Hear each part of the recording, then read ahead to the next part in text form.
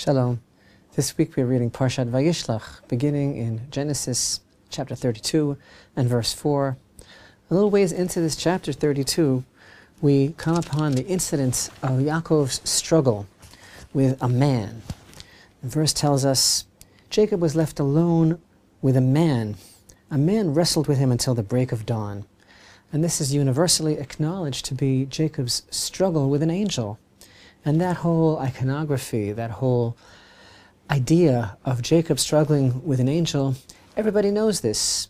And so the world must be accepting the interpretation of our holy sages, because it doesn't say anywhere in the Torah that it was an angel. The Torah says Jacob was left alone with a man, and a man wrestled with him until the break of dawn. When the man perceived that he could not overcome him, he struck the socket of his hip. So Jacob's hip socket was dislocated as he wrestled with him. Then he said, "Let me go, for dawn has broken." What is he, a vampire? Why does he have to leave in the morning? And already we see that Jacob has some sort of supremacy over him, because this man is asking leave of Jacob. He can't go yet. Let me go. And he said, "I will not let you go until you bless me." He said to him, the angel said to Jacob, "What is your name?" He replied, "Jacob." He said, "No longer will it be said that your name is Jacob, but Israel. For you have striven with the divine and with man, and have overcome." And indeed, Yisrael can be broken up into the two words, Yisrael, as if to say he has dominion over God, over the divine. Also, interestingly, it's also the words Shira and El, song, and God as well.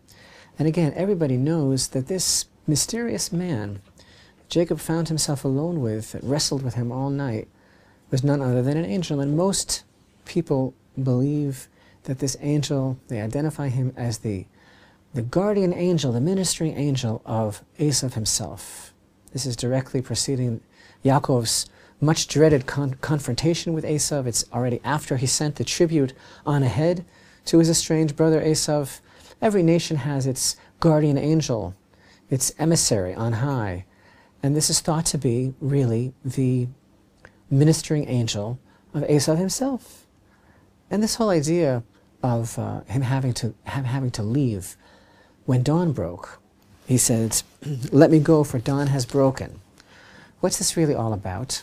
Our sages have a beautiful tradition that every aspect of creation sings praise to the Almighty at dawn. Indeed, there's an ancient tradition, there's a very beautiful prayer called a chapter of song, which pious Jews recite every day, and it goes through the whole hierarchy of creation, and it describes the various verses in the Torah that are recited by every aspect of creation, even inanimate objects, even water, even the rocks, and certainly every aspect of the created world, all of the birds and the fish and the animals. They all have a song that they sing every morning. And actually the song is not so much sung by them as by their angel. And it's a whole orchestration of this holistic vision of creation together singing in harmony to God. But the beautiful thing about reciting this Perek Shira, this chapter of song in the morning, is that we are taught that the angels on high cannot sing their song until we sing first, because everything was given over to man. The keys to the universe were really given over to man. So those angels can begin their beautiful song only after we have sung. But getting back to our mysterious encounter with Yaakov and this angel, again, most interpretations hold that this angel is none other than the angel of Esav. And what is this idea? Okay, so now I understand why he has to go, because in the morning everybody has to sing. And obviously Yaakov has already demonstrated his besting of the angel, and so the angel is now asking Yaakov, "Let me go so I can sing." But what is this idea of Yaakov asking, "What is your name?" And the angel said, "Why do you ask me my name?" And he blessed him there. And then the angel departed. And the angel wouldn't tell him his name. He says, "Why do you ask me my name?" And our sages tell us what this is all about, why he said, why do you ask me my name, is because how could you ask me my name? An angel's name is always changing. An angel's name depends on his mission. An angel only does one mission at a time, and the name of the angel is a direct connection to the nature of its mission.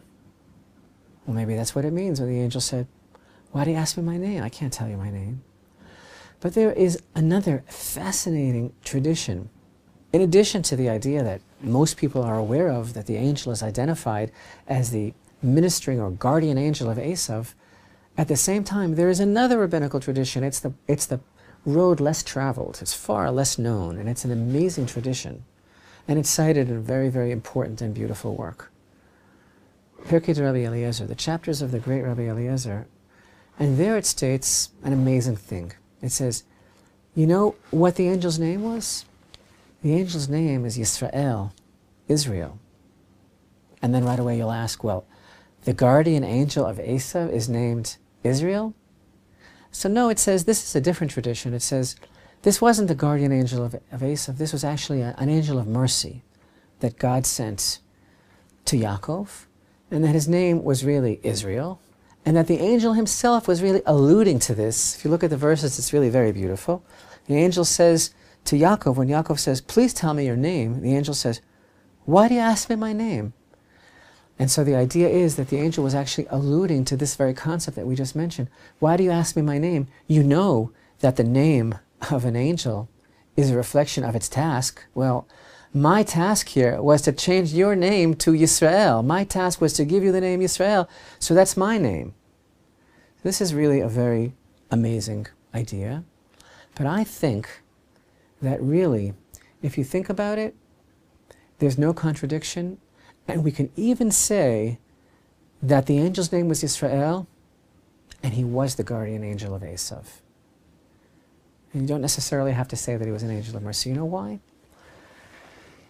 Because our job here, the job of Yisrael, is to subdue Esav, is to subdue the angel of Esav.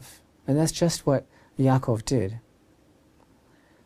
And, you know, Yitzchak, when he wanted to give the blessing to Esav, he thought that Esav was going to sanctify the physical. That was his mistake. He thought that Esav was going to be able to do it, to bring this world, physical as it is, to a place of godliness. Esav was not able to do that. He rejected it completely. Pour that red stuff down my throat. Why do I need the birthright? I'm going to die. You can't sanctify this world. Yaakov was willing to do it. And so Yaakov, in a way, controls the angel of Esav. And let's remember something else that's really fascinating. Esav, for all intents and purposes here, his angel being subdued by Yaakov, Yaakov forced the angel to sing his song from this earth. The angel wanted to go. He said, release me, because it's time has come for me to go and sing. But actually he sang before he left. Yaakov did the impossible. He made the angel sing his heavenly song from here, while yet on earth. And that's our whole job. That's our whole purpose, is to, just as we do with Perek Shira, just as we do by reciting these chapters of song every morning, so that the celestial host can sing, because the keys are in our hands. Yaakov forced the moment. He forced the angel to sing from this world. This is what we are all about. Shira El, Yisrael, Yashar El, straight to God. Godly song, singing to God, subduing, as it were, the divine. Our job in this world is to make this world into a habitat for godliness, to sing praise of Hashem, of the Almighty, here in this world, just as Yaakov forced the angel. So whether or not we say that this was indeed an angel of mercy, or the guardian angel of Esav, we see that the angel's name clearly was Yisrael, and then he bequeathed that name to Jacob, and that name is reflective of the divinely appointed task and destiny of Israel, the legacy of Israel, and all the descendants of Israel.